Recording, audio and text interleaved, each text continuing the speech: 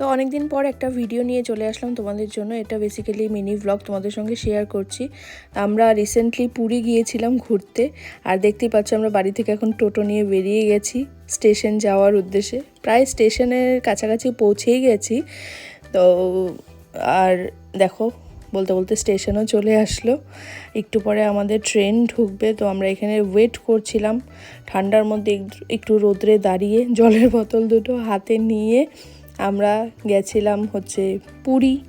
তো বললামই, আর এখানে দাঁড়িয়ে গেছি, ট্রেনের অ্যানাউন্সমেন্ট হয়ে গেছে আর দেখতে দেখতে ট্রেনও চলে আসলো।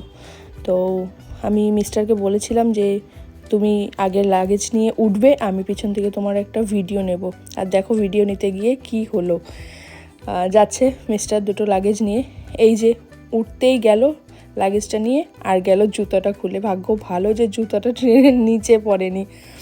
যাই হোক, এইভাবে আমরা উঠে গেলাম। তারপর আমরা সিটে বসে গিয়ে তখন যাচ্ছিল কফি গরম গরম। সকালে কিছু ঘর থেকে খেয়ে বেরোয়নি, সেটাই আমি বলছিলাম। তো আর স্টেশন থেকে কেকও কিনে নিয়েছিলাম। এদিকে আমরা কফি আর কেক খেতে খেতে ব্রেকফাস্টটা সেরে নিলাম। আর ট্রেনে তো জানোই বেশিরভাগ খাওয়াই ভালো হয় না, সেজন্য আমরা আর কিছু নিইনি। তো এই কফি আর কেক দিয়ে ব্রেকফাস্টটা সেরে এখন আমরা সুন্দর ট্রেন দিয়ে নজারা দেখতে দেখতে সাইডে আমরা দেখো আবার শুয়ে শুয়ে একটু মোবাইলেও দেখছিলাম। কি করব, সময় কাটছে না। আর মিস্টার আমাকে জিজ্ঞেস করছিল যে লাঞ্চের জন্য কি অর্ডার করবে। তো একটু পরেই আমরা শিলিগুড়ি মানে নিউ জলপাইগুড়ি পৌঁছাবো, আর সেখান থেকেই ভেবেছি অর্ডার করব। তারপর এই যে আমি অর্ডার করে দিয়েছিলাম জোম্যাটো থেকে, আর এনজিপির যেটা ভূতের রাজা দিল বর, আর এপারে বাংলা দুটো ফেমাস রেস্টুরেন্ট আছে সেখান থেকে। আমরা প্রত্যেকবার শিলিগুড়ি গেলে সেখান থেকেই খাই, তো এবারও আমরা মিস করিনি, যেটা ট্রেনে যেতে যেতে সেটাকেই মানে সেখান থেকেই কিছু লাঞ্চ অর্ডার করে দিয়েছিলাম। আর সেটাই দেখাচ্ছিলাম যে কি কি অর্ডার করেছি আর তোমাদেরকে দেখাচ্ছিলাম। আর লাঞ্চে ছিল অনেক কিছুই, চিকেন থালি, মাটন থালি, তারপরে ফ্রাইড আইটেমস, অনেক কিছুই ছিল। এই যে আবারও আমি দেখাচ্ছি তোমাদেরকে, মানে দুটো জায়গা থেকে যেহেতু অর্ডার করেছিলাম, তো সেই জন্য জিনিসগুলো দেখাচ্ছিলাম, মিস্টারকেও দেখাচ্ছিলাম যে এগুলো অর্ডার করেছি।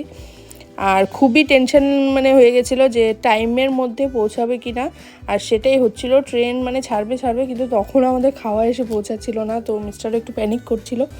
যাই হোক, আমরা একটু পরেই এনজিপি পৌঁছাবো, আর দেখবে আমাদের খাওয়াও চলে এসেছে। তো এইখানে আমরা একটু শুয়ে শুয়ে দুজনে মিলেই গল্প করছিলাম। মিস্টার মাঝখানে একটু ঘুমিয়েও গেছিলো, চোখটা দেখে বুঝতেই পারছো।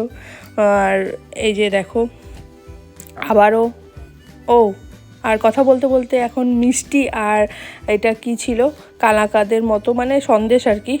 তো এটা বেঙ্গলে ঢুকতেই পাওয়া যায়, ওয়েস্ট বেঙ্গল ঢুকতে আর কি। আসাম ছেড়ে যখন আমরা ওয়েস্ট বেঙ্গলের দিকে ঢুকি তখন এরকম ছোট ছোট মিষ্টি আর সন্দেশ পাওয়া যায়, 5 টাকা করে নেয়। তো এটা খাচ্ছিলাম। এইদিকে এনজিপি পৌঁছে গেছি আর আমাদের লাঞ্চও এসে গেছে। এই যে দেখতেই পাচ্ছ এপারে বাংলা, আর ছিল ভূতের রাজা দিল বরের। তো আমরা এই লাঞ্চটা পেয়ে তো খুবই খুশি যে অনেকদিন পরে এই দুটো রেস্টুরেন্ট থেকে খেতে পারবো। তারপর যাই হোক, আমরা লাঞ্চ করে নিলাম। এই যে দেখো মিস্টার বের করছে লাঞ্চ, কত কিছু আছে। ট্রেনের মধ্যেও যে মানুষ এত কিছু খায়, আমাদের পাশের মানুষগুলো দেখছিল লিটারেলি যে এরা কত খাচ্ছে। মানে কি বলবো, খাওয়ার উপর খাওয়া। আর এটা দেখতে পাচ্ছ, এটা লোটে মাছের কাটলেট ছিল, অনেকদিন ধরে ট্রাই করার ইচ্ছে ছিল। তারপর আমরা পৌঁছে গেলাম মালদা, আর মালদা মানেই তো মিষ্টি, আর মিষ্টি মানেই মিস্টার দাস। মানে মিষ্টি দেখবে আর মিস্টার দাস আনবে না সেটা তো হতেই পারে না। প্লাস মালদার মিষ্টিও খুব ভালোই ছিল, মিষ্টি দুটো খেয়েছি। তারপরে রাত্রি হয়ে গেল, আবারও আমরা অর্ডার করেছিলাম ডিনার, ডিম ভাত। তো দুজনে মিলে খেয়ে এখন দেখো চারিদিকে সবাই ঘুমিয়ে পড়েছে। আমরা একটু ফ্ল্যাশ লাইট জ্বালিয়ে বলছিলাম যে আমাদের খাওয়া দাওয়া শেষ, এখন আমরা ঘুমোতে যাব।